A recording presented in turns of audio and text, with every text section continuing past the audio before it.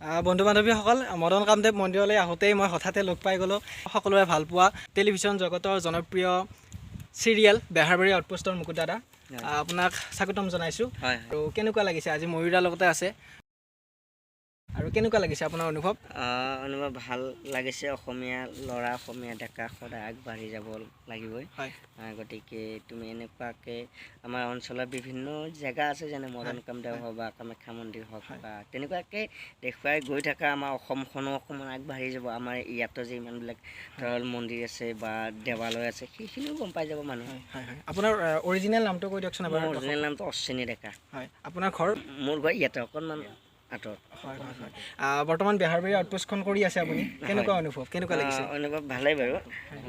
আজি 2 মাহ ধৰি মই নাই, এই মূৰত বাথৰুমত পৰি মূৰত অলপ ব্লাড জমা হৈছিলে। তাৰপিছত GNRC 6 মাইলত ট্ৰিটমেণ্ট চলি আছে, 3 মাহ ৰেষ্টত আছোঁ। সেইকাৰণে মোক দেখা নাই এইকেইদিন। সেইকাৰণে আপোনাক এইকেইদিন মানে বেহাৰবাৰী আউটপোষ্টত দেখা নাই ৰাইজে। আপোনাৰ সুস্বাস্থ্য কামনা কৰিছোঁ, আপুনি সোনকালে সুস্থ হৈ উঠক।